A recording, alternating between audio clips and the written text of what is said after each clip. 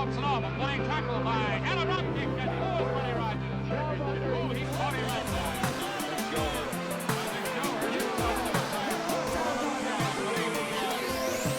That can was pretty hard, and look at Buddy going to work now. Oh! Hey everybody, it's Durgertime. Welcome back. Another episode of Total Extreme Wrestling 2016, Billy Corgan's NWA Season 2. Man, that's getting to be a lot to say. So, we are deep in June, and we are heading towards, I think, the go-home show for us before our next pay-per-view. Yes, I believe so. So we have, actually, we might have one more. Week 4, we're on week... Yeah, we got some more time. Boy, it feels like we have a lot more time than I thought, but we are getting close to it. So we have Starrcade in 6 days. Let's go ahead and jump over to the booking. All right, we got a contract in from Delilah Doom. Should be a good get for us for a jobber kind of underdog growth character, I think. Pretty excited about getting her in. Still have a bunch of others out here in the market. Saw some people really positive on Taya. I agree. I think it's going to be a good get. Charlotte Flair, I'm excited about. That's kind of a weird get for us, but kind of cool. I think we'll really soup up that division nicely. Still got 4 more days to go. Let's go ahead and get forward here. Hopefully no one dies in the meantime.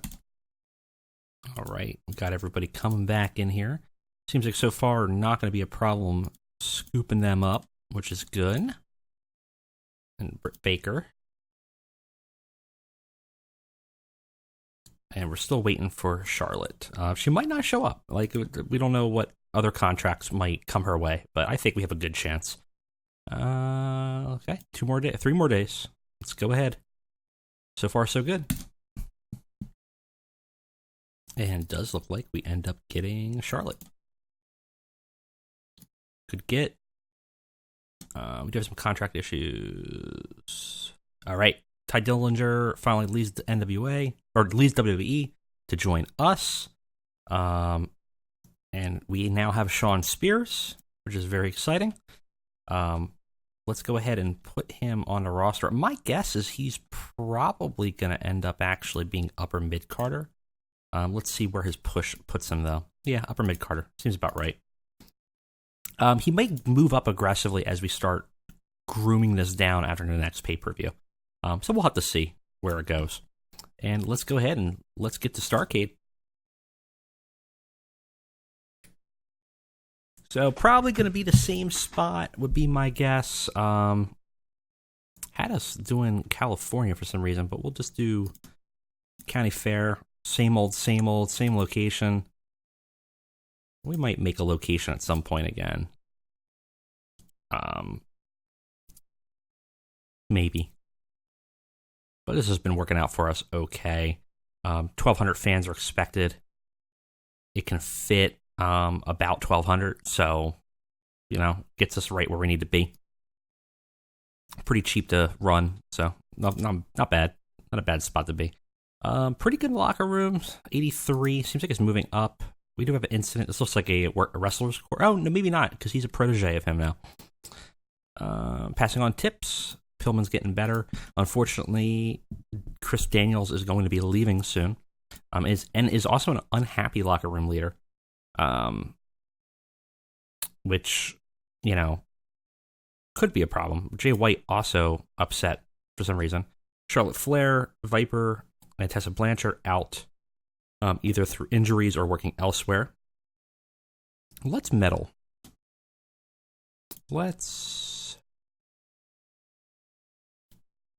How about this? No effect. Okay. I was like to have maybe like a protege in the women's division would be nice. So overall, not much going on here. Let's go ahead and book the show as we're leading into it. And I do believe this is week 3. Yeah, we have one more episode of Starrcade, and then the next night is our pay-per-view. So we still have a little bit of time to kind of, I guess, groom some edges here. And we haven't really done much with Janela versus MJF. We kind of left that story completely to the wayside, honestly. Might be something to look into, maybe rekindling for the pay-per-view. We'll have to take a look. All right, let's go ahead and book the show.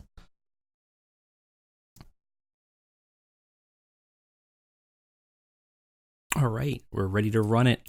Pretty uneventful Starrcade. I mean, we are kind of just building down to the main events here. So, mostly promos, mostly just building towards the next pay-per-view for New Horizons, and we will see what we got.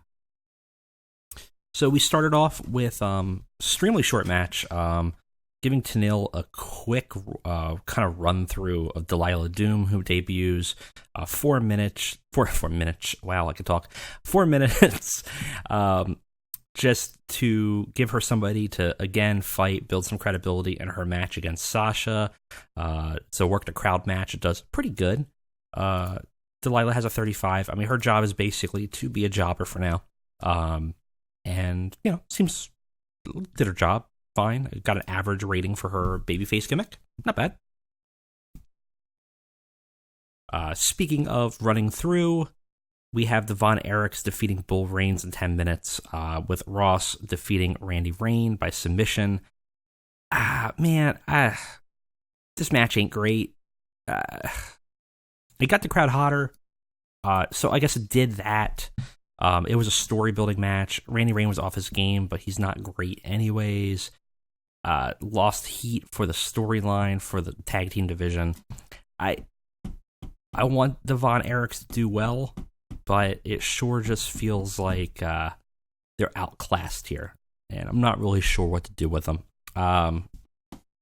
Maybe having them in that triple threat match is going to be helpful, but it's hard to build up momentum when you're getting E+ ratings here from them. Yeah, that's rough. Real rough. No improvements, and that is what it is. But we're trying to build some credibility to them, and Bull Reigns is sort of our heel jobbers, so it'll work. But very disappointed in that rating. That's a real bummer. A little bit better. We have a segment afterwards. Post-match, War Machine comes out, and they attack the Von Erichs, and basically completely decimate them and literally rip the ring apart. Rip up the barricades and just kind of be savages, sort of just as a physical threat to them. And this does pretty well. Gained heat back, got the crowd hotter. No one improved, but we got a 62. I mean, stuff like this... If I'm right about how TEW can work, having them in segments together, angles, working matches, if they're hot, they can kind of get some of that rub and get a little bit more popular, and a little bit more popularity, a little bit more overness with the crowd, as well as learn some skills. So, Rowe and Hansen kind of both did well here and kind of carried this. They were rated on selling, which they did well, so I think that's what helped us here. So not bad. It kind of redeemed it from the last the last match there, at least. Afterwards, we have it doesn't say it on here. We have Disciple Icarus having an interview talking about Christopher Daniels. It should actually say something in here. I'm shocked that it doesn't. But basically, Icarus is in the interview talking about holding his Carl's Jr. Championship belt for the North American Championship. He talks about his time in the cult of Josephus, and listening to the guidance of the Avatar, Christopher Daniels, and realizing after it all imploded that he was just a false prophet, that their messages, their premonitions were nothing, and that if he needed to do anything, he needs to do it his own way, and he's going to prove that he can rise above Daniel's influence, that he holds no sway over him anymore. There's no mystical powers coming out of him to lure him away, or to trick him or deceive him, that Icarus can, by his own skills and his own determination, overcome a dark point in his past.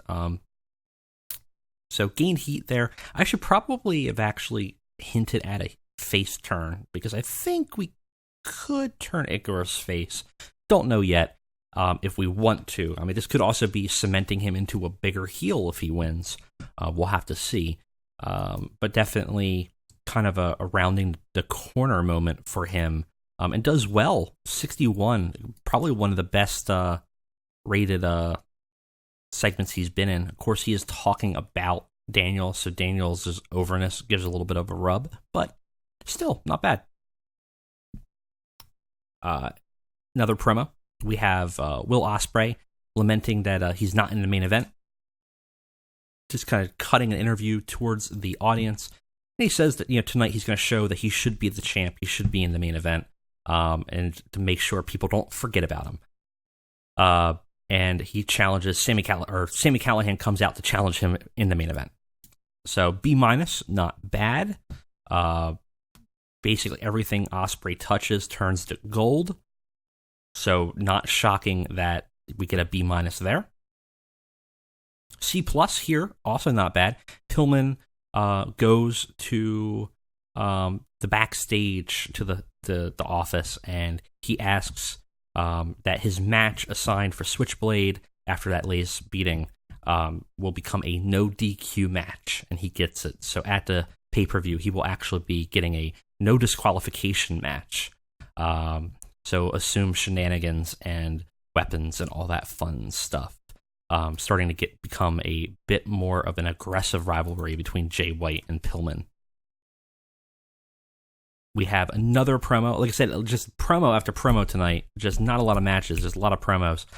Sasha Banks cuts a promo, says that she sees a flood of women coming into the NWA, and she attributes it to herself, says that, people notice where she is. They know she's the top talent in the world, and that the NWA is getting NWA's women division is getting a makeover, and that the belt on her will give them credibility, unlike Tenille, who's just washed up, has been a WWE reject, that Sasha Banks is known to be the legit contender in the NWA.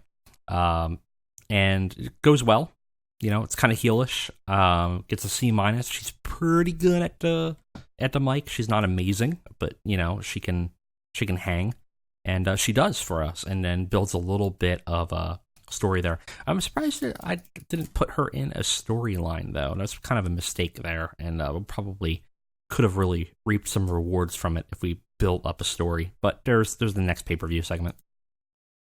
Finally, in the main event, another B-. Will Ospreay and Callihan have a match. Will Ospreay defeats Callihan in 20 minutes with a pinfall. Corgan was struggling at the announcing desk. They didn't click, which is interesting. But the crowd was buzzing. Had a 75 and 64. That's shocking that they don't work well together. We'll have to keep that in mind, that the chemistry between the two are a little bit weaker than we may have anticipated. That's shocking, because I thought Callihan would kind of work well with everybody. So, not bad. No real problems with the show. We got a C, and it did increase our popularity. Wasn't the cheapest show, but we reused talent here and there. I think we did pretty okay. And we did, I think that's a sellout for the county fair, 1,300 people. So not bad.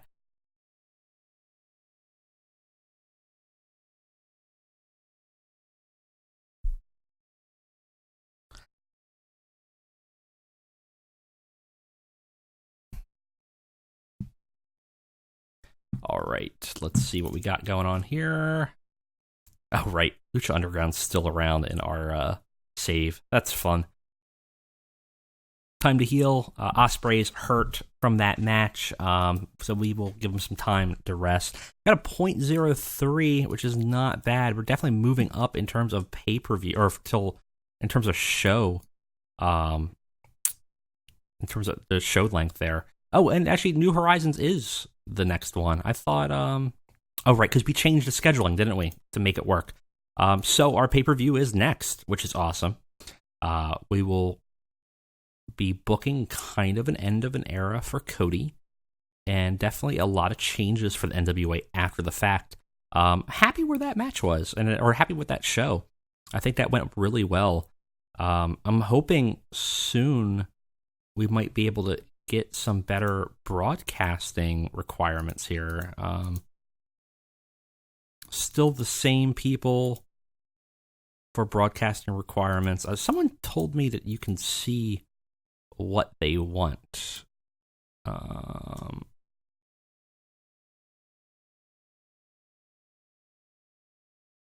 Does not filter. What's the requirements?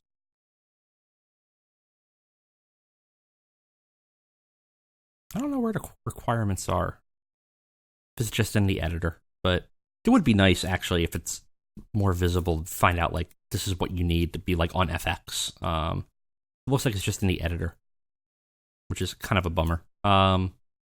Would be nice to get a bigger location or a bigger station to run us, because the CW for pay-per-views is weird, and the Hulu for subscriptions is fine. I mean, it's medium size, so that's nice, but oh no, actually they're very small. Actually, I think CW is the medium for the pay-per-views, which is nice, but it would be nice to at least get a small or bigger for